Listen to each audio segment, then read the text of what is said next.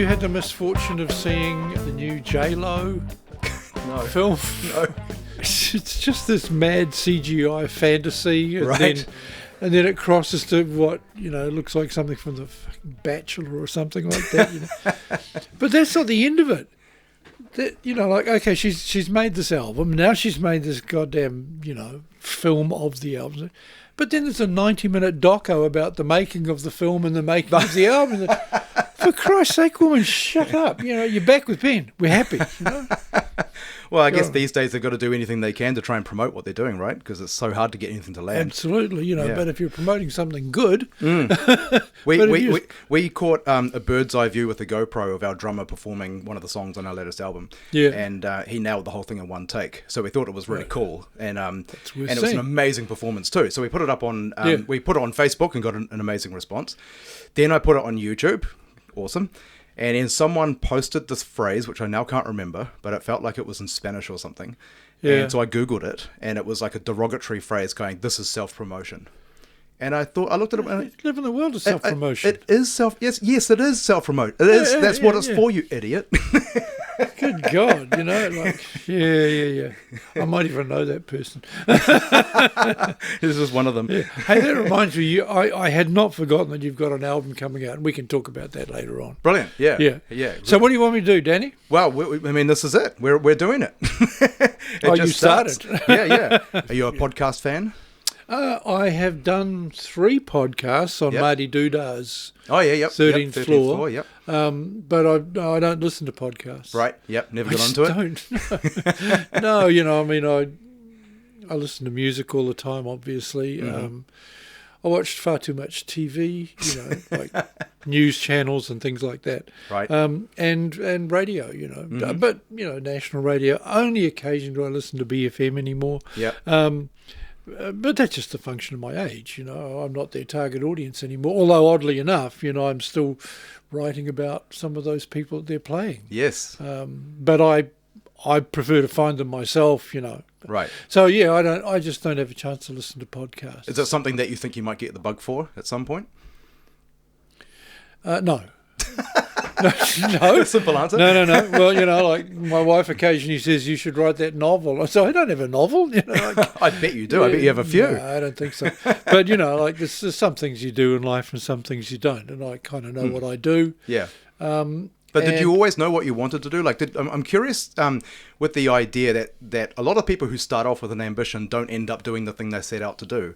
That they end up somewhere else. Did you start off wanting to be a journalist? To be? What was your original plan? I never had a plan. No, I'm not joking. I've never had a plan.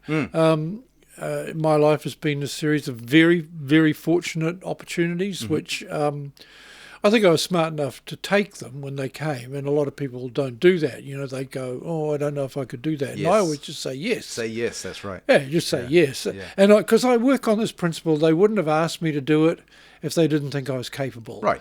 And, when I was lecturing at the university with music students, that's what I would always say to them. Anybody asks you to do something, you just say yes immediately. You'll figure it out, Yep. So, no, I never had any intention of being much, actually. The only thing I ever thought, and I've written about this, so I hope I'm not boring people by it, is that I really wanted to be a marine biologist. Interesting. When I was at school. Yeah. But the reason for that was very simple. There was a program on television of a famous French guy called Jacques Cousteau. Oh, yep. Who travelled around the world in his boat, the Calypso, which John Denver famously wrote about. And I just kept seeing him on telly and just thinking, man, that's a good job. You're out there in the Mediterranean in a nice boat, and you've always got these bloody young women in bikinis around you. Oh, that's a job for life. Me. Not a bad. And so I went to university with that intention, which was stupid because I hadn't done sciences at school. Right. Yeah. I'd been pretty good at English and history. I got a prize for English, as I recall. But I went to university and did botany, zoology, and chemistry in my first year, and successfully failed 2 of those. Right. Yeah. Went back in my second year and failed chemistry for the second time. I happen to be a big fan of science and scientists, and a lot of the podcasts I listen to are actually science-based. And I hear a lot of people. I recently listened to one, Lawrence Krauss, and he was talking about how science at school is often so far removed from actual science. Absolutely. It's so, and it doesn't even teach the sort of scientific method or mindset or anything like that. It's sort of more of an academic 1, 2, 3 approach. Yeah. You go and study the rocky shore or whatever, but you don't get the big picture. Yeah. Yeah. So I agree, and I read science. I'm a great reader of non-fiction, so I do read science and essays and things like that. Yeah. And if there's science things on TV, I certainly watch those. But it's pretty clear to me that I was not cut out to be anything in the science world. I mean, is that true? Is that just the way you saw yourself at the time? Because I don't see why you couldn't have been in the science world. Oh, no, I don't have a disposition for it. Okay. No, I don't have that kind of discipline. And, I found a lot of it absolutely bewildering, even though I gave it my best shot. Right. Whereas things like, English and art history, which I ended up studying, they just became very natural to me, So in the back of my mind, in terms of writing, I used to enjoy writing as a kid, so you got this great John Lennon thing on the wall there. He made those little books when he was at school. Well, I used to do that too. Right. I was a fan of Mad magazine, and so I'd get ideas of satirical things to do, and I would make these little magazines just for me. Yep. I enjoyed writing essays at school. In fact, even now, I see that what I do sometimes is an essay. It's the format of an essay. When you're writing just a music review, you've got a beginning, a middle, and an end kind of thing. You try to tie it up as quickly, precisely as you can, and often a word limit too. So when I went back to university, I was kicked out of university. What? Failure to make satisfactory academic progress. Is Really? what they said. Yeah. Really? Yeah. That's not the case these days. I worked for the university for a while, and they don't let anyone in. Yeah. Well, they need the money now. That's right. And they didn't need me. So what happened was I was I failed. They said don't come back. They gave me a D restricted in botany, which meant we'll let you pass this paper. We'll give you a pass in it, but never darken our door again. That's really? what that meant. Yeah. So while I was waiting for my zoology and de-restricted in botany to transfer down to Waikato University, I had nothing to do. And it was recommended to me, just go and enroll for Teachers College. I don't know why I did it, but it was something to do for a little while. And so I did. And this is how clueless I was. I didn't realise that I was enrolling for, primary. Yes. Primary teaching. And I also didn't know they paid you. After about 2 weeks, somebody said, "Oh, you go over there and you get your pay." And I said, "They pay you to do this shit? Unbelievable." Yeah. So I waited for them to Waikato University to gratefully say, "Please, Graham, we desperately need somebody like you down here," and they never did. They waited till the end of the first semester till they said, "Well, by that time I was a semester in Teachers College," so I stayed there. It was a 3-year course, but at the end of the first year, a very, very nice man, TJ McNamara, who was the long-time Herald art critic, he came to me and he said, "Graham, what the hell are you doing here?" And I said, "Well, this is my story." And he said, "Oh, we need to get you back into university." And so I don't know what he did, but anyway, the university said, "Yeah, you can come back." And so I started doing English and art history. And I kind of made up a degree that I just liked doing, Chinese philosophy. I just thought, shit, that sounds interesting. I'll do that. I was the only European in the class, and so that was, but it was a small class, only 12 people. So my degree is English, art history, botany, zoology, Italian film and literature, Italian language, and Chinese philosophy. Crikey. That's a lot to pack in. And then at some point you started writing your own magazine, right? Passages? Well, but what was happening when I was at university, like at Teachers College too, like everybody that I knew at the time, you just loved music. I was listening to music all the time. I'm of that generation that that heard the Beatles and followed the Beatles, Yes. which meant that you invariably ended up listening to Indian music at one point. Yes. Now I actually had listened to Ravi Shankar albums before I got that connection via the Beatles. But I'd heard jazz at home. My dad liked jazz, but a guy called Ronnie Wickens, who lived in the flat below us, I would hear Dave Brubeck coming up from down below. So, and I joined the World Record Club, and this is one of those things where you have to tick a box and send it back if you don't want the record. Right, yes. Well, like you're 18 or 16 or something. What do you know? You don't send it back. And so I ended up with I remember a Manitas de Plata album, flamenco guitar. So, by the time I was 20, I was immersed in all this sort of rock music and what we now call world music and jazz, which I, continued to follow. Can we talk about the Beatles for a second?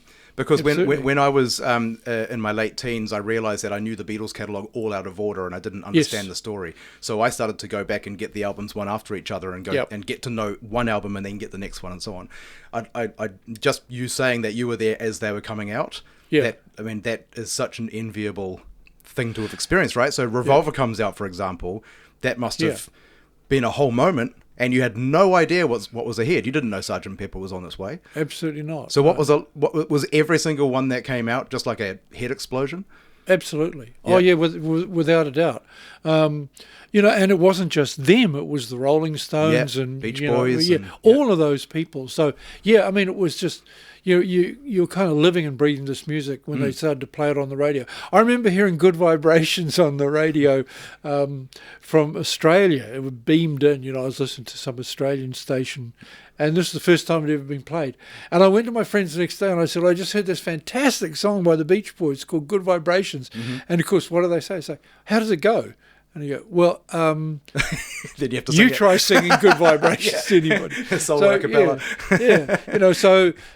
So that sort of stuff was happening all the time. I mean, I can remember vividly going around to this guy John Buchan's place and sitting there and listening to Rubber Soul start to finish. You know? And we're just listening and listening. And then, of course, the sitar comes up and somebody says, what the hell is that sound? I could say, it's a sitar.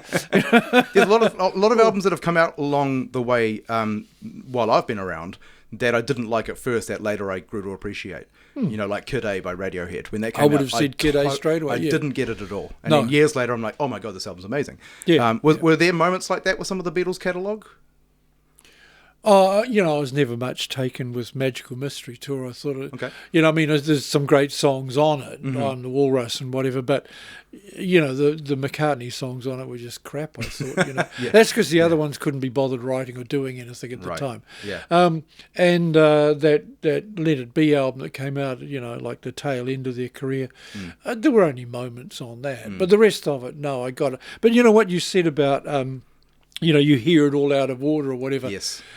I did about 12 years lecturing at the University and School of Music, and one of them was a pop music paper. And I would just, chronologically, I did the Beatles and Bob Dylan as, agents of cultural change, social change, musical change, and, put it in the sequence that it happened. And because I realised that these students, they think that I Want to Hold Your Hand happened at the same time as Yellow Submarine. That's right, yeah. They don't, or Sergeant Pepper. And Helter Skelter, how does it all work? That's right. They just see, because it's just sort of history. It's just that vague stuff in the background. And that joke is that, history begins with the first thing I remember. That Billy Joel song, what is it? We Didn't Start the Fire? Yep. Yeah, you listen to the lyrics of that. Oh, yeah, okay. So history started when you remember Marilyn Monroe, right? So putting that stuff in sequence was very interesting. And funnily enough, just on the way here, I heard on the radio Bob Dylan's Subterranean Homesick Blues. Oh, I love that song. Yeah. And the woman who was introducing it or back announcing it, she said, it came out 60 years ago. Or so, have you seen the music video for it?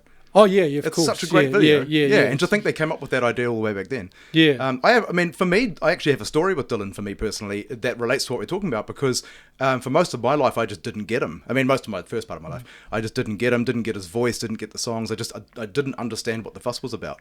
And I watched the Scorsese documentary about him, which I think was about 2005-ish, I think it came out. Yeah, it'd be a while ago now. Yeah.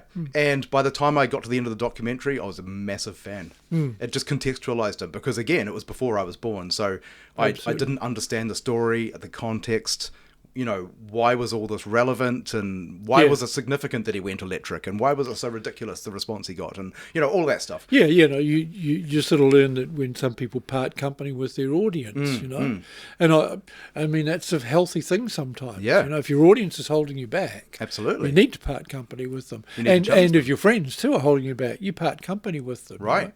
Otherwise, your art starts to eat itself. Yeah, well, you're just jogging on the spot. Yeah. That's right. You're the Monkees and not the Beatles. That's right. Dave D. Dozy Beaky McIntitch or something, So, yeah, so, artists need... Well, I've always thought artists need to move on, but there's, they don't really, I mean, some people are happy to sit in the zone. I mean, AC/DC, I don't think they've made enormous strides musically, Right. But you don't go to them for that. Yes, that's right. You go to AC/DC for the familiar. Yes. That's exactly what you want. And what they do so well. Oh, they're experts at it. ZZ Yeah. Top would be another example. There's any number of examples of bands like that, That's right. Yeah. Did you ever play music yourself? I played rudimentary guitar very badly. Right. Yeah. Yep. Yeah. I mean, I was smart enough to know that. First of all, the other thing that happened to me is, my girlfriend got pregnant, so I got married very young. Mm-hmm. So, we had a baby, and then not too long afterwards, twins. So, Oh, wow. my anything in that sort of creative field was kind of not, I'm not saying a bad way. I had other things to do in my life. Yes. I had growing up to do for a start. Pursuing music is all-encompassing. Like it's Absolutely it is, takes yeah. everything, But pursuing it as somebody who just listens to it, yeah. I was unstoppable at that. Right. I just kept listening, and whenever any money came around, I would buy records, second-hand records. I wonder if that ended up making you better at your future job. Being slight, Well, at that time I didn't know what removed. the future job was, and I'm still not sure. I know, but I wonder if it just worked out that way. The same way that the amazing producer Rick Rubin doesn't know how to play anything and doesn't understand anything about music. I actually think that makes him a better producer, because he ends up sort of in the audience's seat. Yeah, I think that's I take that point. I mean, it's useful to know some taxonomical things about music and how major minor chords and how it works. You know, I think that's useful, and I know all those sorts of things. But maybe I am always listening just as a fan, basically. That's right. I mean, when if somebody sends me a record to review, or I'm invited to listen to something. I don't go in negatively. I go in hoping for the best. Right. I mean, if you just, being negative and pessimistic, Christ, that's not a personality. That's just something you adopt. It's an attitude. Yeah. But I go in hoping for the best. It's like going to a restaurant. You don't go in thinking, I hope this meal's going to be shit, Yeah.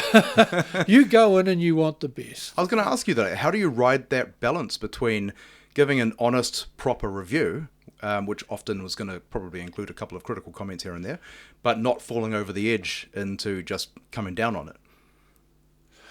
And also, do you accept review tasks, jobs for stuff you just don't like, or do you sort of not bother with that? On my website, I sort of got rid of doing stuff that I don't like. Right, yeah. I just thought, why would I subject myself to this, Yeah. let alone then spend time writing about it? Because Yeah. it takes time, Mm-hmm. An album it all depends on what it is. It can be 70 minutes long.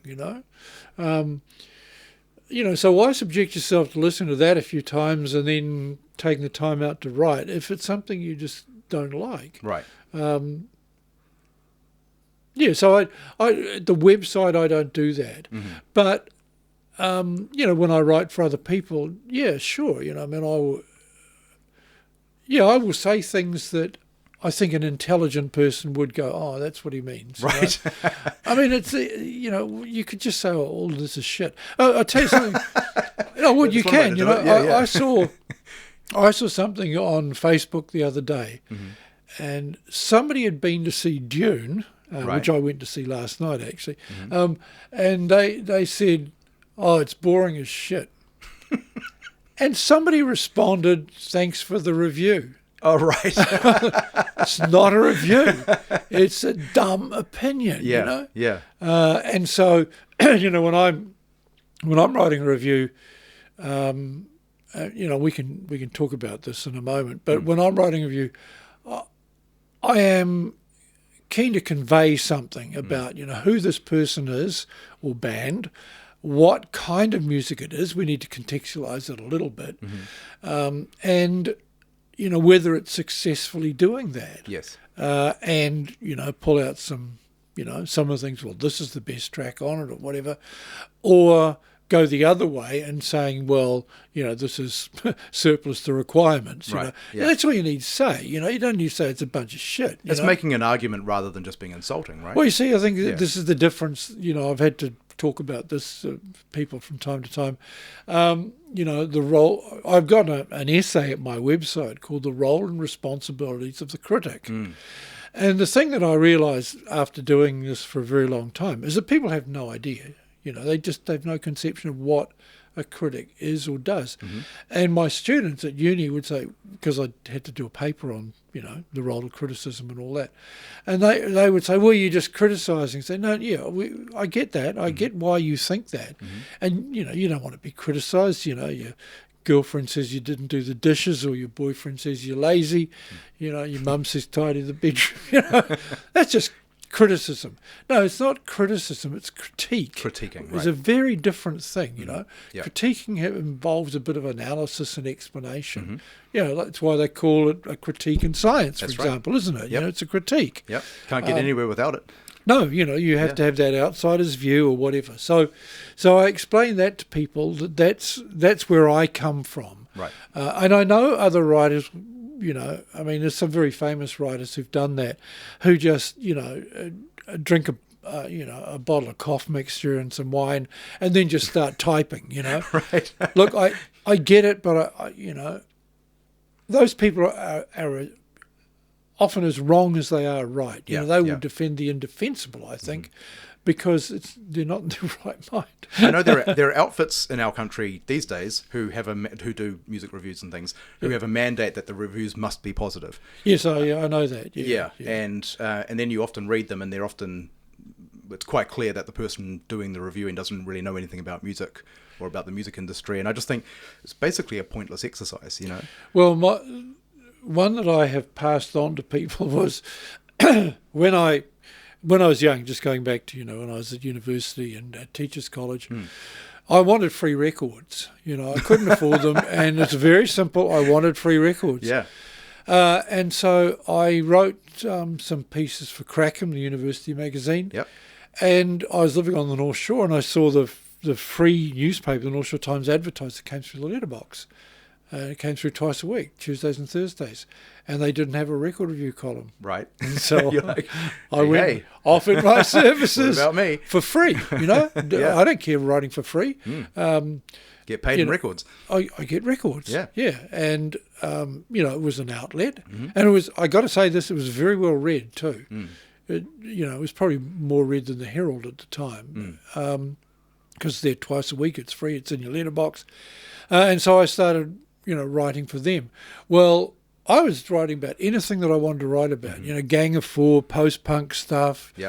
You know, first Kate Bush album. You know, that was that period, and they came to me one day and they wanted me to review a Kamal album. Now, Kamal was a mainstream. You know, my mum liked Kamal. Right.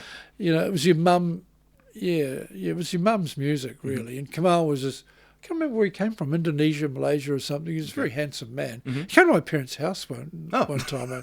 And he was an incredibly handsome man who had that sort of, you know, I don't know how you describe it, but a kind of gravitas that really wasn't justified, because he just sang middle-of-the-road songs. And they asked me to review this album. And I said, why? You know, it's like, I've just done Gang of Four or Magazine or... public image or something, And they said, well, we've got 10 copies to give away. Right. And I said, okay, I'll write about it. And the sum total of my review was this: if there's a better Kamal album in the world, I don't know of it. Anybody with a brain would know what that meant, wouldn't they? Yeah. And they published it. Right. Fair enough. They said, well, I guess they didn't get the joke, but... I've got here a review you gave me on my... one little bit from it. On my first album, which was in 2007. And I actually, to my credit, if I can credit myself, I actually took this really well. But I also... There was a bit of a sting in there. And so I'll read it to you. Here's a guess. This smart pop rock album from an Auckland singer-songwriter and his tight crackling band won't get much attention. The reason? There's not much sympathy or space for well-crafted adult pop rock in New Zealand, the Finns and Dave Dobbin aside. Critics generally prefer something with a little more quirkiness and edge, and straight-ahead bands like this one don't fit the profile. Oddly enough, or maybe it isn't so odd, the public tends to embrace such artists, although usually of the imported variety. So McCrum might not just fall between the cracks in the local media, he might just be ignored. And I read that and going, I feel like I've been punched in the stomach, but also there's quite a few compliments in there.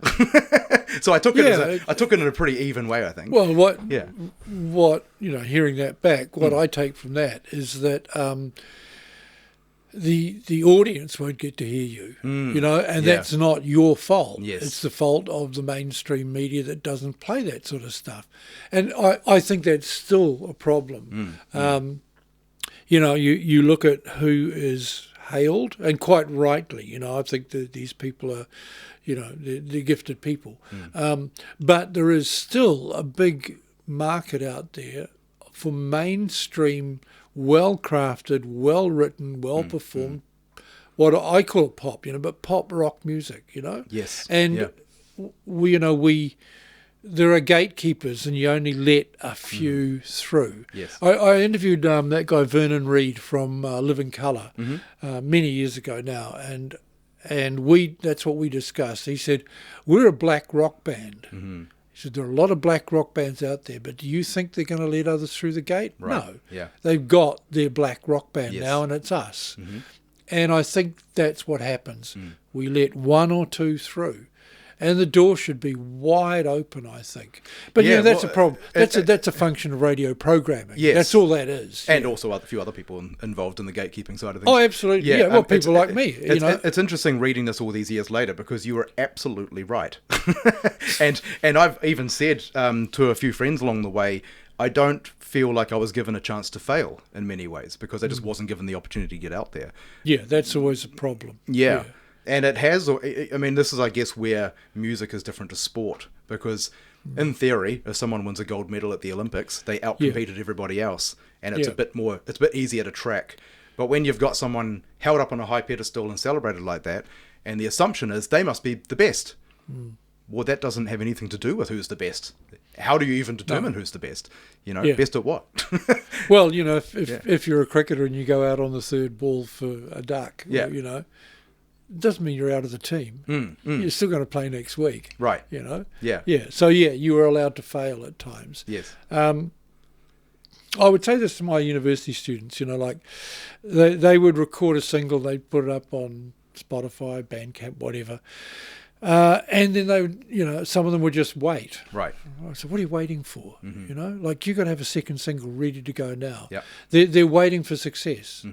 They've been, something has led them to believe that, the career of people like, what's his name, Troy Sivan or somebody like that. I don't know. Troy Kingi? No. Young Australian guy. Yeah. He did sort of covers on TikTok and then, released his single and away he goes. Right. And so people, a lot of young people think, well, that's what happens. What you do is you put a single out there and the world beats a pathway to your door and says, my God, give us another single. No, you give them another single anyway. And you give them 5. Yep. That's what you do. You've got to keep the work going. You keep the work going for your own sake as much as for anything else. I write every day. Yes. Every single day I write. I mean, I wrote something this morning before 8:30. Right. Yeah. You know, but I think you've got to keep that stuff going. I think you're right, though, because I think there is constantly reinforced in different contexts. There's this idea that all we need to do is this, and then everything happens. For a long time, it was get a record deal, and then everything happens. Suddenly, the money appears, the audience appears, everything appears. And you go back and look at some of the most successful artists in history. The Beatles probably don't quite work with this a little bit because they were just such an anomaly. There's so many things happened. They were like a perfect storm in so many ways. Where even like the worst version of their story would have found them pretty big success, I think. Maybe. You know, like what you were saying before about only having a few in a certain corner of the industry, Billy Joel struggled with that because when he came along, they were like, well, we've got Elton John, we've got James Taylor, we don't need another one. And he became one of the highest selling artists of all time. But you see, Billy Joel was very different from all those other people too. That's what I don't think people got. I know. But he had to get there, right? It took him 5 or 6 albums to find his sound. Yeah, of course. Yeah. But rock people don't like Billy Joel. They don't get it. People often ask me, who's the nicest person you've ever interviewed? And they just pissed off when I say Billy Joel. Oh, really? Yeah, because he's a lovely guy. I didn't know that's amazing. I'm such a big Billy Joel fan, by the way. He's got a new single out. I know. I just actually discovered it like the day before yesterday. Yeah, amazing. And it's beautiful. Yeah, very cool. Co-written with some other guy. This young guy who dragged him out of retirement. Yeah. Well, Billy, but rock people didn't get Billy Joel. Which is insane because like The Stranger and 52nd Street, in my opinion, are two of the greatest rock albums ever made. Like I know they're not AC/DC rock, but they're heavy and they're loaded and they're emotional. The production, the musicianship's all there. But what people don't get is he came from a completely different tradition. Yes. Like he's more Broadway artist. Right. Like he wrote those sorts of songs. Whereas, and rock people don't listen. I mean, rock people don't listen to Barbra Streisand. I mean, I get that. I understand that, If you did, however, you'd have to concede straight away. My God, what a voice. Yeah. And, she did an album called Walls about 5 years ago. Political album about Trump and all that, amazing stuff. Yeah. But who's going to listen to that? I mean, not even people in mainstream radio here, I suspect, would bother. They just go, oh, Barbra Streisand, Christ, she's still around, Well, I'm sorry, but, the Rolling Stones are still around and people are still kind of interested. So, age should be no barrier to I that. really don't understand the idea of looking at music through one lens like that. Like, I'm a rock guy, so I only like rock. To me, it's never made any sense to me because it was always natural for me just to listen to anything and just take it for what it was. You limit yourself otherwise, don't you? Exactly. Yeah. I mean, I established a thought process in my late teens or something where I realized that what I liked in music was so flimsy. It was so much about the moment and how I had come across it and things like that. Like I said before, I didn't get Bob Dylan, then I watched a documentary, then I did get Bob Dylan. Like if I'm assessing music, what I like is sort of irrelevant, right? I need to be able... I mean, of course, as a fan, then it's relevant. Yeah. But if I'm actually... if I go, I don't like that, so it's shit. No, that doesn't make any sense. It can be great and just not for you, right? Yeah, well, this is the thing I often say this, and I say this in print too. When I listen to young women artists particularly, I say they don't make music for me. But that doesn't mean that I can't appreciate how good it is. Billie Eilish, I saw her play here. Is it the Laneway Festival? Laneway, yeah. Yeah, and, she was appalling, I thought. Right. But people said, oh, she's great, But no, on stage she was just terrible. But then I heard her first album and I wow, this is amazing. Second album, same, Janelle Monáe. I listen to these people. I know they don't make music for me. Olivia Rodrigo, again, there's another one, But when I hear them, I get it. I can understand why people like it so much. Right. And I like it. I genuinely like that stuff. Yeah. So I will write about it, and people will say, why, pale, stale, male, or whatever they want to say about me. I don't care. They'll say, why would, your opinion doesn't matter about this stuff. Yeah. Absolutely right. It doesn't matter. But I don't care. No one's opinion matters about anything at the end of the day. Yeah, I don't care about that. Yeah. I just want to write about it because it's good, and if I can draw some people's attention to it, maybe even people of my age, and God knows, I have friends of my age. One guy told me, he said to me, this is going back a couple of years. He said, "You write about music, don't you, Graham?" And I said, "Yeah." He said, "I don't think there's been any good music since 1972." And in one fell swoop. Where do you go with that? Yeah. So I, I'm having a drink with this guy. So I don't know. And he said, "Well, like what?" So, and now it's your burden of proof. Where right? do you start to explain that something? So yeah, the burden of proof is on me that there's been decent music since 1972. Well, there has been. I rest my case. Right, exactly. But all of that showed is this person was not really interested, and I get that. I understand that. I've met people who simply don't listen to music. I don't know how they conduct their lives, but I agree. They're the most boring dinner party people you could ever possibly meet, So, so you're an accountant. Tell us about numbers, So, I like you, I just think, and again, I go back to, the way I grew up was just hearing lots of different music. If I heard, I'm talking about when I was a teenager, when I heard a band came from Liverpool, I had a vague notion of where Liverpool was, but, I would look it up on a map. Yeah. The second that Bob Marley arrived on my doorstep, geez, I was reading everything I could about Jamaica, Rastafarians, Marcus Garvey. It's just the world opens up. Exactly, yeah. And, desert blues out of, sub-Saharan region.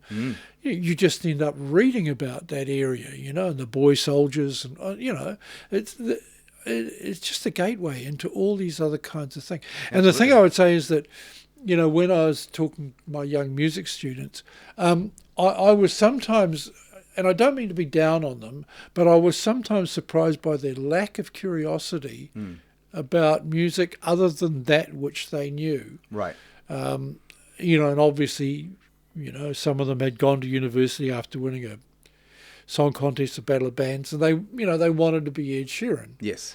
And I would say to them, well, there's no point because we've already got an Ed Sheeran. Yep. So you need to be you. That's the most important thing.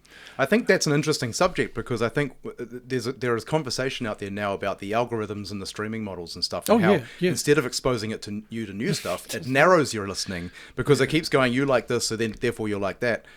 We talked about this on a previous episode where in actual fact that narrows what you're listening to, whereas the type of experiences that you and I would have had as kids were people just in our lives saying, check this out. And there was no algorithm. It was just like, check this out. And it was something that was so from left field sometimes.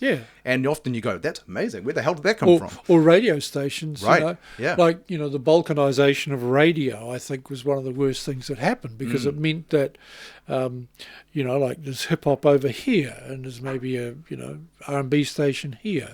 And there's, hard rock or whatever, and BFM alternative, So they're all there. And I interviewed Moreko once from South Auckland, from Decepticons. And, he said a sentence and it just sort of rocked me back. He said, everybody wants to be a rap artist. Right. And I said, no, they don't. But in his world, they did. Yeah. You see? So, as far as he's concerned. Yeah. In his world, that's what people wanted. And, I guess in other worlds, I want to be a moody indie rock guitarist, that. So, but if you look at any, major artists, big bands, they listen to such a wide range of stuff. Iggy Pop listens to Cole Porter, for Christ's sake. Right. I love that because when I grew up, I actually didn't understand that. I thought that metal bands listened to metal and jazz listened to jazz and whatever. And it's interesting. You listen to an interview with like Lars Ulrich and he was talking about jazz. Yeah. And you go, what? But it's really great because then you start to actually understand. Like the guys in Metallica didn't listen to Metallica. No, they were no, listening to all sorts of other stuff, and Metallica is what ended up coming out of them from all of their and I think influences. that's generally true. You know? I mean, I mentioned Ed Sheeran. You look at Ed Sheeran's listening habits. You know, my God, the guy's all over the show. You know, and you know, he assimilates all that and brings it into his music. Taylor Swift, you know, there was that. You know, she got into the sort of hip-hop rhyming couplets thing on, I can't remember the name of the album, but, you know, it wasn't a very good album, I didn't think. But you know, she sort of moved in that direction. Tried it, yeah. Yeah, Lord changed the game for lots and lots of people. That's right. I think that effect is still there, isn't it? Some of the production ideas are still in the atmosphere. Oh, yeah. And you certainly still hear the Lord trickle down in this country, you know. Mm-hmm. And the Aldous Harding trickle down is even bigger, I think. Right. Yeah. I was always interested in the idea of, could you actually, almost scientifically, but I wouldn't have framed it that way back then, but could you actually objectively, scientifically, somehow explain the difference between good music and bad music? It was something I got really fascinated with as a thought exercise, really. In the late 90s, I was in my late teens, and as far as I was concerned, music just went downhill. All of a sudden, we got flooded with boy bands and girl bands and tacky, just really tacky music, and I felt like rock and roll had a bit of a lull there and things like that. Just in my experience, music just dipped, and a lot of my friends embraced a lot of the new stuff that was coming out, and I found myself in these ridiculous arguments with them. We were both trying to prove to each other that no, that's good, no, that's bad, and whatever. Yeah. Then I got really interested. I wonder if I could use something like wine as an example, because there's wine that's $800 a bottle, and there's wine that's $8 a bottle. So what's the difference? And the more I looked into that, the more I realized that wine is not simple. A lot of it's just to do with branding and pricing, and it doesn't break down to anything. So I thought, but there's still examples of music that's obviously great, like the Beatles or something, where you go, even if you don't like the Beatles, you have to admit they're great. And then there's music that, and this is a harder one to agree on, but there's music that's obviously garbage, where maybe you like it because it's fun, but it's obviously garbage. But that's a harder one. I keep thinking of Barbie Girl. But I'm sure there's someone who's like, no, that's actually a genius song. And so I got really interested in this idea, and in the end, I realized that the only way I think you can assess music is you can't assess it by one category. You have to imagine that there's a big page of boxes to tick. Sure. And you can talk about, because if someone goes, that song's rubbish, well, it was commercially successful. Yeah, but McDonald's hamburgers are commercially successful, but they're not the best burgers, So if you break it into a checklist and you go, this is commercially successful, or this was innovative, or the performance was great, or the musicianship, or the production, or whatever, then you end up with a more sensible thing. Yeah. But it's still, I really want to know what you think about that whole thing, because my conclusion is I ended up nowhere. There was no answer. Yeah, fortunately, AI has come along and it's going to solve all that problem for you. Right. Yeah. There's 2 buttons you can push and it'll tell you this is a great song or this isn't. Right. Yeah. It's always going to be subjective, isn't it? Yes. Always going to be subjective, no matter how you analyse it.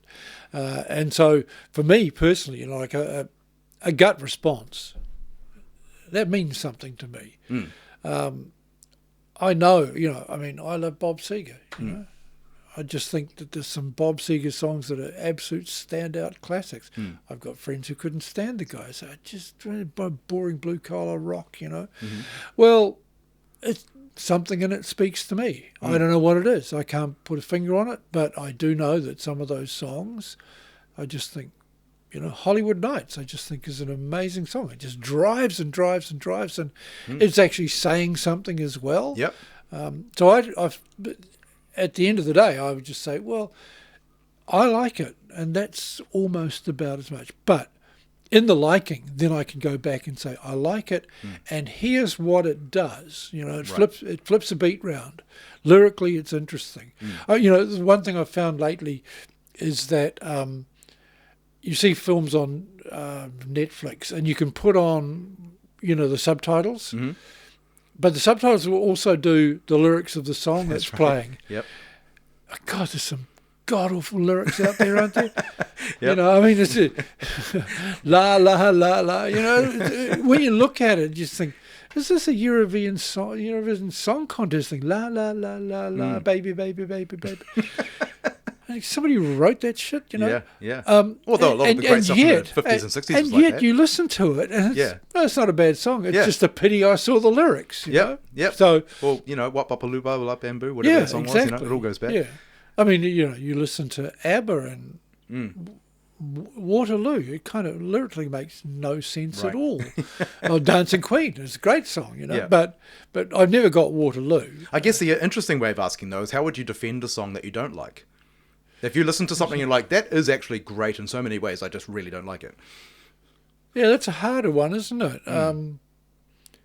Well, you know, you can just say I don't like it. I mean, that's the gut response. You know, I guess what I mean is, rather than asking you about what you like, I mean, how would you sort of critically assess it and say, no, I don't like this, but it is great for these reasons? Well, probably one of the reasons I wouldn't like a song is that it's repetitive, or you know, it doesn't go anywhere. I was listening to something just the other day, and I thought there was a lot of money spent on production, and it sounded really great. And I thought, yeah, but that song is such a weedy little idea in there.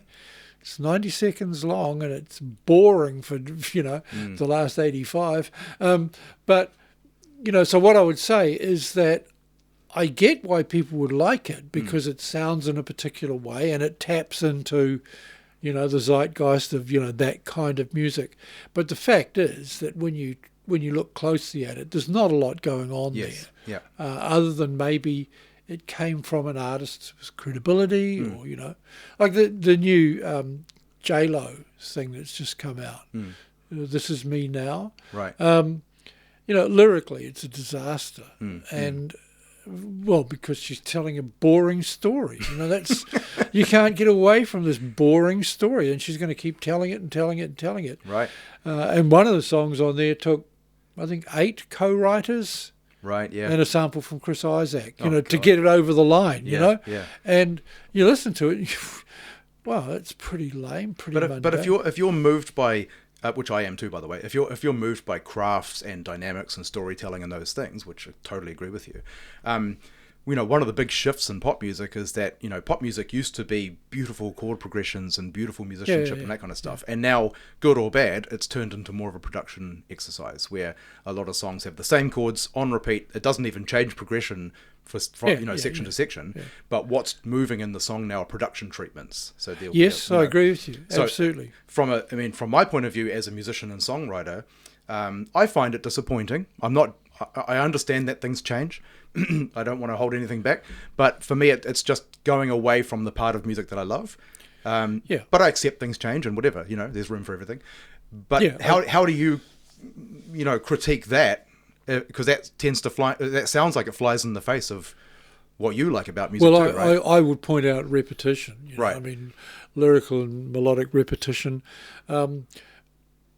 You know, sometimes that really works. Yes. I mean, craft work. Yeah. Well, I mean, come to think of it, With or we- Without You by U2 is the same progression for the whole thing. Yeah. And that's a beautiful song. Well, and as I said, you know, Subterranean Homesick Blues. Yes, you listen exactly. to that. Yeah. What have you got going on there? Yeah. There's no chorus. There's nothing. And you know? it's probably one of my favourite One of the Dylan great songs Yeah. of all time. Yeah. So there's always those exceptions. You know, I think first of all, hip hop changed the game for everybody because you know the notion of what people connect with early on is, you know, in pop up until that point maybe, and certainly before the Beatles as well, was the vocalist carrying a melody, and maybe lyrics were quite interesting, but it was a melodic line that people would get, and chord changes and those progressions. Well, you know, hip hop came along and just literally turned it upside down and said, well, the beat's preeminent, you know, and so the rest of it is, you know, subsidiary to the idea of the beat. And of course, once people learned sampling, you know, how to sample different beats and lock them together. So, you know, that was a major game changer because it infiltrated into what we might call, you know, traditional rhythm and blues, and you know, R&B of like the 60s and 70s. Then it's now R&B of the 90s and onwards is just completely different from that stuff. You know, I mean, I doubt you'll see another. Well, you're always proven wrong, which is good. But another Supremes or Temptations coming along now, I don't think would make quite as much sense, because people would immediately go, oh, it's a boy band or a girl band. Yes, yeah. You know, I mean, I had my university students would tell me that the Beatles were a boy band, and That's a you know, reach.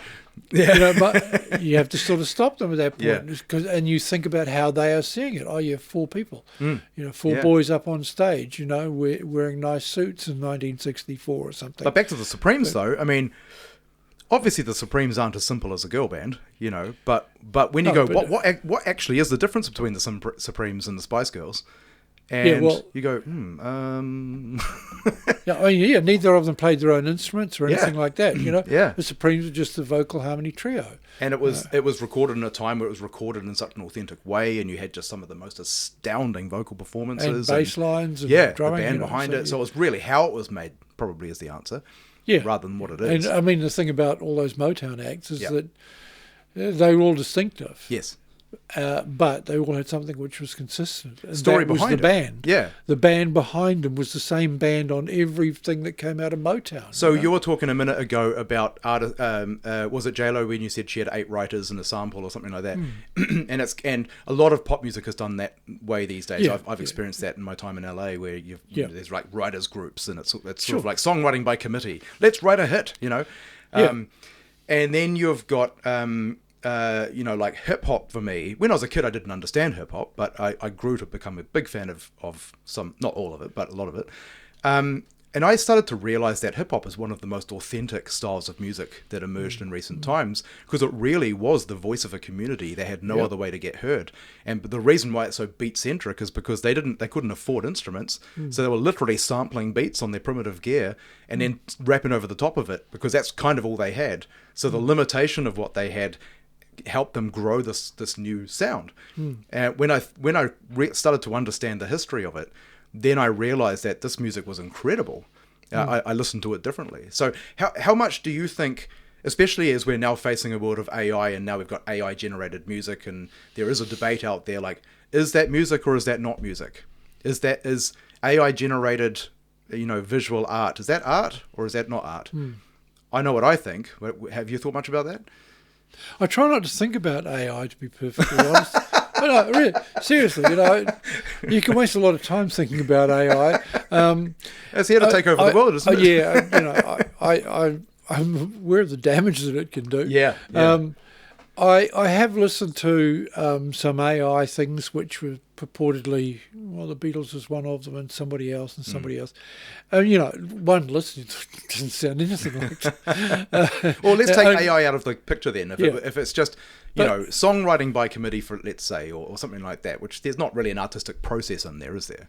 No, I disagree with that, Okay. because, you know, Nashville has a long tradition of people sitting down and, you know, in the songwriter's circle, they will play their own songs, but what they're doing is they're feeding off each other. Yeah. And you will find that, you know, people, and in the Brill Building as well, you know, you go back to the 1960s, you know, people sat down and worked with other people.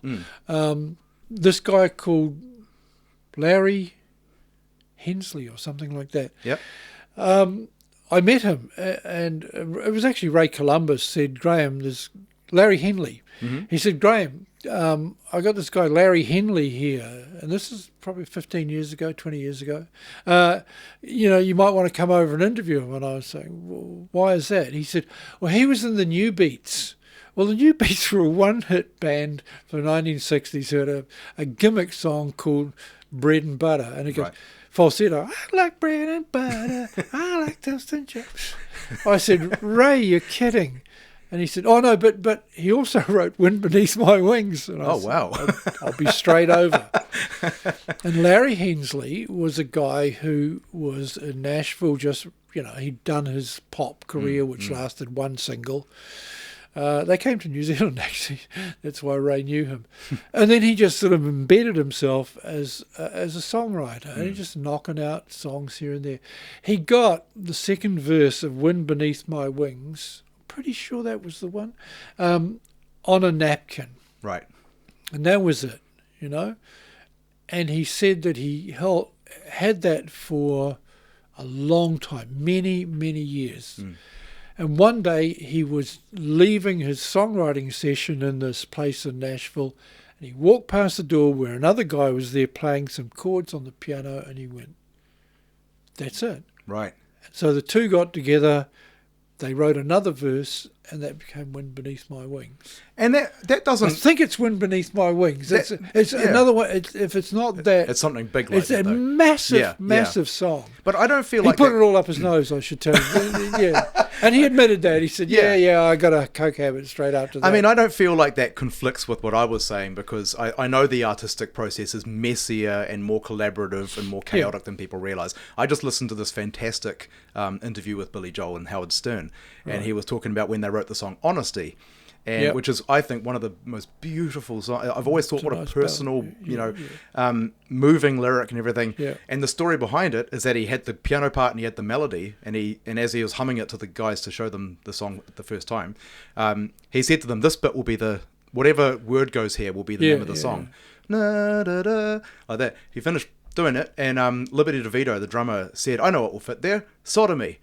And so the working title for a minute was sodomy, and then eventually, obviously, they had to swap the word out. But they basically found a word that rhymed with sodomy, and ended up with honesty, and then it all follows, flesh the story. And you kind of go, I thought that was a really beautiful, meaningful song that profoundly affected me. No, it kind of came from the same way that Paul McCartney's Yesterday was scrambled eggs at first.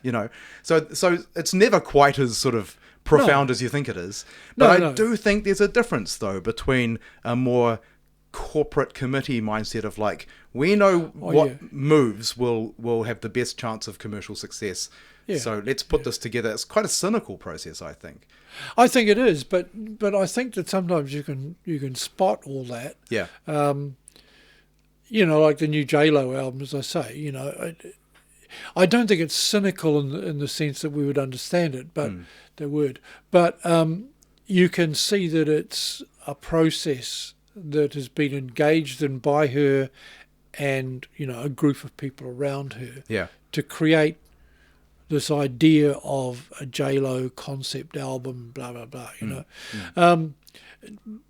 But, the fact is it just doesn't stick. So that's the proof that it's not that good to me. Right. I mean, I think it went to #1 in the States, but, of course it would. It's bloody J-Lo, That's right. It's what happens 2 weeks later that's the most important thing. Why not subscribe? It'll make your life better. I saw an interview with Willem Dafoe about the movie industry, and they were talking about I think he was in one of the Spider-Man movies or something.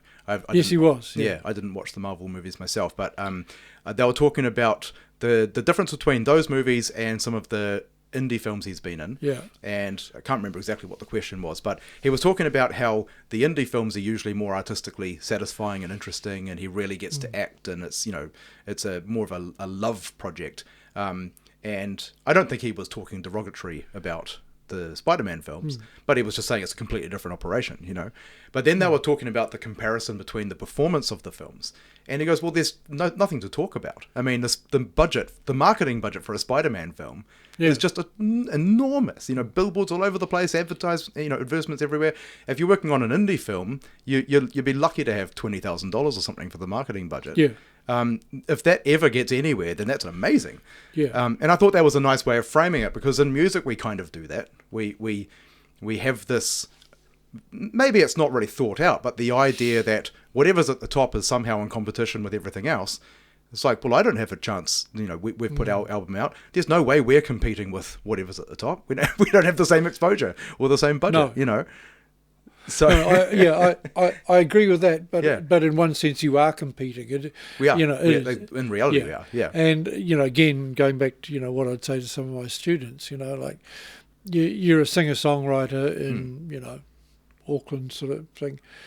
Your competition is not Don McGlashan and Dave Dobbin or Beck Wronger. It's not. It's every other singer-songwriter in the world. That's right. That's exactly what you're up against. We're in the same market as them. I guess I'm just commenting on the assumption that because so-and-so is there, then obviously they're that much better than the artist that's there. And I think that's incorrect. Oh yeah, but I think only the business people say that. Right. You know, I don't think artists would ever say that. I mean, Sure. Oh, yeah, artists get it. Yeah. Artists fully understand. Yeah. You know, and you look at certain people, like we're talking film. Robert Redford, for example. You know, you look at Robert Redford's career. He would make, you know, the blockbuster, The Way We Were, or whatever it is. Or, Yeah. You know. But then his next film would be Jeremiah Johnson or something, which is, you know, this low-level indie film that he wanted to make. And so, you know, those people fully understand how all this works. Yes. And I think that artists acknowledge that, okay, there's awards and ceremonies and all that kind of stuff. And they mean something if you get an award. Right. That's what they mean. They mean something to you. And how many of those people say, well, you know, I'll use it as a doorstop? You know, you've got to think, oh, okay, you know, you're being dismissive, and you're having fun with it. But, you know, maybe that's what it is to you. It's just, you know, how many doorstops has Meryl Streep got? but you know, in the music world, I think, particularly in this country, because it's small and you kind of know a lot of people, or you're acquainted with a number of people, you understand that if they're giving out like a Tate Award or something, there is only going to be one winner. Yeah. I mean, it's just in the nature of the game. But that doesn't necessarily mean that album was better than your one. That's right. If you're in the, you know, you entered it or whatever. And I think everybody understands that. Yeah. And the other thing too is that your friends come round and say, I love your album, you know. And what better feedback could you get? Exactly. You know? That's right. Okay, if it sells, it sells. If it doesn't, it doesn't. Yeah, yeah. And I go back to that idea of, you know, like when I was saying before about, you know, my students, you know, you put out a single and you wait. No, you don't. You put out a single, then you put out another one, and you put out another one. It might take your fifth single to click. Yep. But when it clicks, people go, wow, I wonder if there's any more by this person. You've got 4 other songs out there. So, That's right. So, you know, you've built to that point. So nothing beats hard work. No, Get on the road, play the shows. Let's be honest about it. This is work. You know. I mean, it's just work. You've got to get up every day and do it again. That's right. And that's not a fashionable thing. You get up and do it again, because a lot of people can't be bothered getting out of bed. You know. Let's be honest about it. Yeah, of course. You know, I want to be a barista so I don't have to work too hard.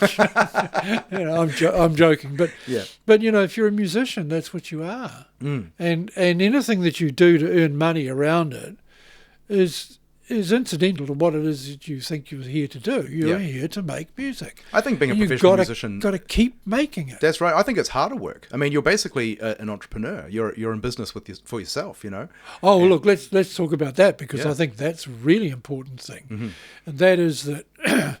I mean, it does, especially these days. It doesn't begin and end with writing a song and recording it. Absolutely not, because Jesus, any number of people are doing that. You know, you do have to sort of be involved in the game of promotion. Look, it's never been easier to record, has it? Never been easier.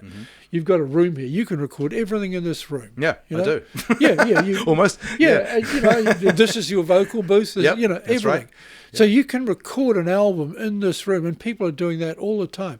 So you can get your music up on the platforms. It's getting the attention for it afterwards. So it's never been easier to make music, but it's never been harder to get that music to other people. Our last episode was with Jody Garrett, who's a general manager at DRM. And he was saying 120,000 songs are uploaded to Spotify a day. That's the kind of saturation we're in. So when you're working, you know, I've been full-time with music for, next year it'll be 20 years. And you look at all of the different revenue streams you could possibly have. Releasing original music is not one of them. You know, it's a very poor return. You actually generally lose money most of the time, because it costs so much money to make in the first place. You know, so this is the sort of conversation I was having with Jody. Like, from your point of view, actually working in the middle of all of that, do you know something I don't know, or should we just continue to treat this as a lost leader and make our money with gigs and teaching guitar lessons and producing records and things like that. Yeah. And I mean, he basically agreed with me. Releasing music is a loss leader. So we just have to change our mindset basically and go, we do this. And I one thing I really get from you is this great optimism. I really like your positivity, you know. And You've got to be optimistic. Yeah. You have to be. I mean, these days it's sometimes hard to hold on to at times. It is sometimes, yeah. But no, reasons to be cheerful. That's right. But this is the thing you're saying, talking to Jody. I agree, but if we take the long view, and people think, it used to be great. People made shitloads of money out of it, and Fleetwood Mac and the Eagles, blah blah. Yeah, that's true. There was like a 15 to 20 year period where people were actually making money out of recordings. Small percentage of people. A significant number of people, which and we could go down that path of and if you didn't make money, your record company would still support you on the next one. Which true. They may not do today. But if you look back before that time was actually a sort of a vagary, and I'm always reminded that all those American blues musicians, I'm talking about those we think they're old black guys. Some of them are only in their 30s, but they drunk a lot of whiskey. Those people would go and they would record a single and they'd be paid $50 or something like that for it. They never thought once that they were going to make money out of the record. What the record was for was to get them a profile. Yes. And that meant they could put their performance fee up. Yes, that's right. Chuck Berry, people like that. So we've reverted back to that time, I think. That's right.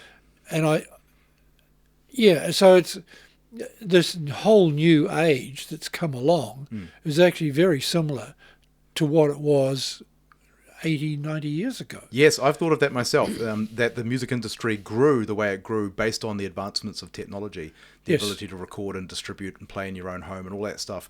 And then ironically, it was technology that tore it all down again, with piracy and then streaming. But you're right, we're back to where we started.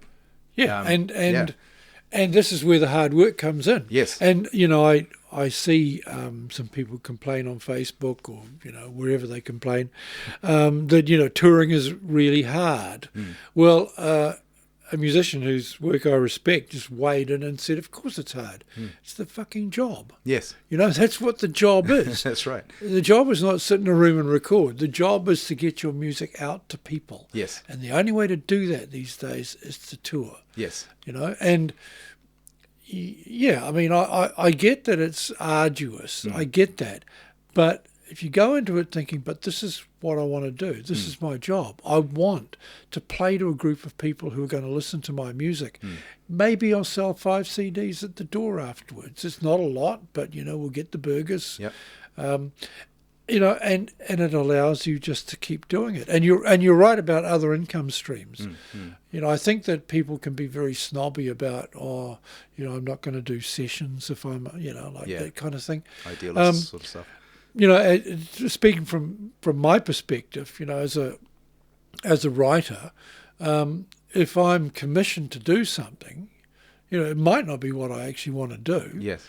But I just think, well, it's the money that just helps me do exactly what I want to do. Exactly, yeah. And so, if somebody approaches me, they don't do it much anymore, but it was happening a lot, to write a bio of an artist or a band or something.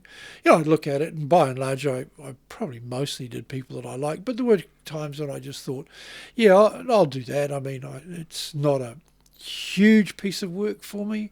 It's certainly not huge money. It never is, because the first thing they always say when they ring is, look, we don't have a lot of money, and the first thing I say is, nor do I. Guess why not? I'm going to use that one. Well, it's true, isn't it? Like, how many times have we don't have a lot of money? No, nobody has a lot of money. That's right. Yeah, we get it. But I don't have a lot of money because you're not going to pay me a lot of money. So, you sometimes you just have to be pragmatic and, bite the bullet and, and do stuff that you might not necessarily want to do. But I think that if you're a musician, you put in the picture right at the start, part of the work is touring. Yes. And it's going to be difficult. It's going to be awkward. But, in this country, you're going to be back home in about a fortnight. That's right. Yeah, yeah. Like, really? You run out of country. Come on. You know, like, it's not like you're Bob Dylan going on a tour for 8 months of a year or something. I often think about people who sometimes fantasize about getting into acting, and if you actually think about it, they just imagine being the character in the movie, not the actor on the set. Yeah, exactly. And the movie set is a long, boring. Technical. You know, it's. I mean, I've been on a movie set once. I was an extra once on a movie, and it was the most boring day of my life. It was all on for 5 minutes, and then it was 8 hours of waiting, and then all on for 5 minutes, and and I remember that day thinking, I don't have what it takes to be on film sets. That's not my thing. But I've known lots of good musicians who also don't have what it takes to be in the van. Driving a few hours, loading the gear in, do the gig, and late night, crappy hotel, all that stuff. It's funny because I actually I almost get a kick out of that stuff. Less so these days. Of course. I'm getting a little tired these days. But I remember when I was a kid, I saw the Buddy Holly stage show. Oh, yes, I remember that. Yeah. Very good. Yeah, it's great. Yeah. And one of the great things about it was that the actors in the show were musicians, and they actually played the songs. And as a I don't know how old I was, I can't remember when it was here, but I remember being wide-eyed and going, that's what I want to do.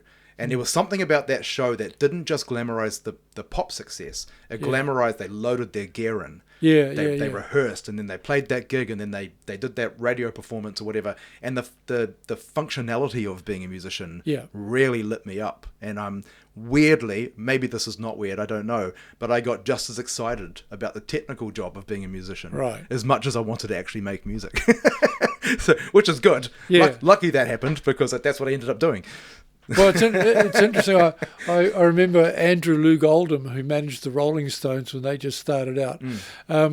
He saw this film called Espresso Bongo, which was a very early Cliff Richard film, when Cliff was young and sullen, And he went and saw that film, and he said, that's what I want to be. Not Cliff, the manager. Because he saw the manager controlling everything. I want to be that guy. And, when he's 18, I think he was only 18, he starts managing the Rolling Stones. Wow. He's the guy who thought up all the notorious things, the headlines, for the Rolling Stones. So you go and you see something different. You can go and say, oh, I'd like to be in PR, That looks like a lot of fun in the music business, As a final thought here, can I pick your brain a little bit on the positivity thing? We recently rebranded the podcast from Don't Give Up Your Day Job to Don't Give Up. The Don't Give Up Your Day job. I remember you told me that. It was a tongue-in-cheek thing and whatever, but we started to get a little worried that it sounded a bit too cynical. And as things are changing in the world, we thought, cut it in half, and Don't Give Up is a bit more appropriate these days, I think. I agree with you. I mean, I think that's the most important thing.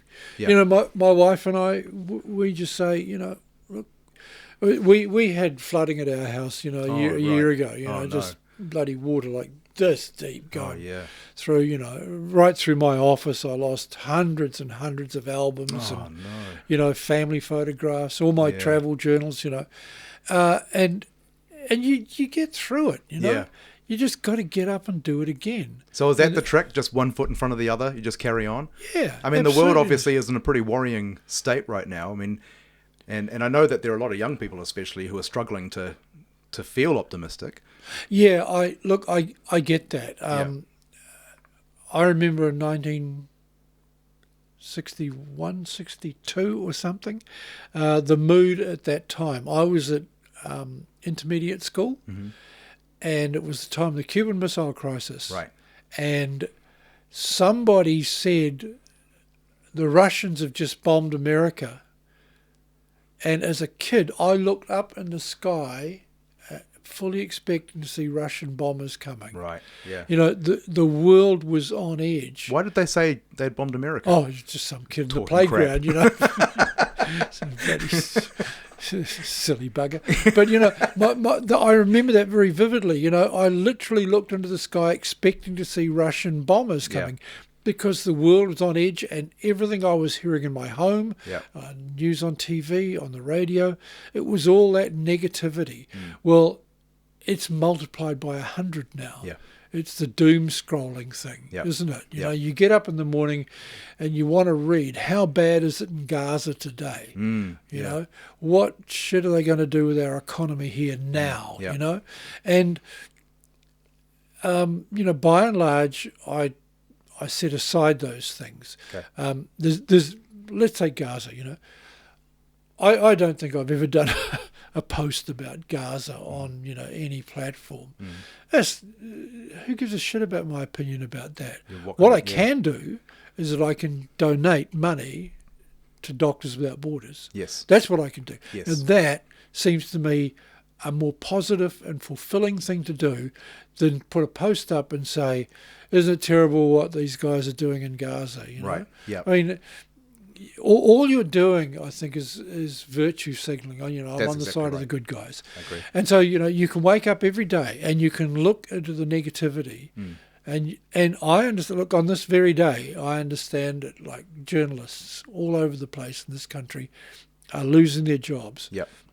That's a terrible scenario. You know, it's been a terrible scenario when freezing workers all lost their job too, you know. It's the same bad scenario. But you've just got to get through it individually. That's what I think, individually. And so we just say, oh, well, you got to get up and do it again. You know? Is this about compartmentalizing a little bit, saying like this sucks, it's not everything? A long time ago, I decided that if there were things that I can do, I would do. But if there are things that I can't do, I can't worry about that. Exactly. You know, there's nothing I can do about that, aside from complaining to my friends about it, you know. And, you know, who wants to hear that all the time? Gratitude's part of it too, right? Oh, yeah, a sense of grace, gratefulness for things. I was saying this to my partner the other night, that sometimes I'll be just sitting on the couch watching TV or something like that, and I'll think to myself, I'm sitting in a comfortable place, alone in a room with a roof above my head. This is a luxury that most people on the planet don't have. You know, even that alone, just have the peace and quiet of just being alone in a room, relaxing, is something that the majority of humans alive today don't have. You know, absolutely. What an amazing thing. What an amazing privilege. And how dare I ever forget to be gracious, to be, you know, grateful for that. My wife and I would say, I think for a while, probably even every day, would say we're very lucky. You know, like even when we lost stuff in the flood, when, you know, the place we live in, you know, it was a leaky building before that, 18 months with builders all around us. You know, I mean, I worked from home, you know, but you still kind of feel lucky, you know, for the reasons that you said. But then I was talking to a friend of mine about this, and he said, no, it's not luck. He said, luck is random. You're fortunate. You made some good choices somewhere. Well, you were lucky to be born into the right country, though. Absolutely. Absolutely. Well, I was born in Scotland, but even now... Right, yes. Great country as well. Look, you know, it's... all those sorts of things are factors. You know, you're lucky not to be born into poverty in a third world country where there's, you know, only sand to eat or something, you know. No, but along the way, you do make some fortunate decisions. And this is what you see all the time in court, isn't it? Oh, my lord, my client made some poor choices. Too right, he did. He got a gun and he shot at a cop. You know? Poor choice, pal. So, you know, like you do have the opportunity to make better choices. There's no doubt about it. And some people say, oh, there was no choice. There's always choice. Yeah. That's right. To do it or not. That's a choice. So, you know, I hope it doesn't sound smug, but, you know, I'm retired now, sort of semi-retired. I'm still working. And my wife still has to work, you know, because we've got bills to pay like everybody else. But if she comes home and she says, what'd you do today? And I say, oh, I did this and that. And then I just sort of sat on the couch and read a book. And she said, good. Right. Awesome. You're entitled to. Yeah. Because I worked every day for 55 years of my life, you know. Brought up 3 kids, paid mortgages, you know. And at some point, you just have to say to yourself, this is where I've got to. And, You know, that's not being smug. I don't think it's being smug. No, I not hope at it all. doesn't sound like that. It doesn't. It's just pragmatic. You know, Yeah. this is where it is, and where I am is I can do things or not do things. Right. I do that. It wouldn't change a damn thing. Yeah. So I'll do something that will change Mm-hmm. to make life better for other people, for myself. You Yeah, know? great. Yeah. And it's, you know, it's just I hope it's a generosity of spirit, if nothing else. Yeah, well, I think it So- is an example of success, of having those options, and I think it would be a negative thing if you didn't appreciate it. Yeah, absolutely. Yeah. I think that's the worst. You know, Yeah. people who've got a lot, had a lot, and been given opportunities and don't appreciate it. Yeah, Yeah, or pay out on others. You know, get to the top and then spit on the people down below. exactly. Yeah, That's a terrible thing. Yeah. I mean, we see it all the time in this country now. yeah, This country has changed a lot. unimaginably in the last 3 years. Yeah, I it think. has. Yeah, Yeah, a lot of negativity and division, hatred. exactly. I don't understand it. But Well, I could easily talk to you all day, and you You don't wanna do really that. you really are just it's refreshing. Your optimism is refreshing, and it's optimism not at the cost of realism, which I love. I don't like talking to people who are all just butterflies and clouds. I was never a hippie, despite my appearance. I was never a hippie. Yeah, but I mean, I like being able to really get into it and talk real with people. Yeah. But at the same time, to end up in a positive place is great. So I really appreciate. I really thank you so much for coming in and doing this. It's my pleasure, and don't give up. I mean, I think that's a really good title for this. Yeah. Thank you. Yeah, thank you so much. I appreciate your time and really great questions. Yeah, thank you. It's been a blast.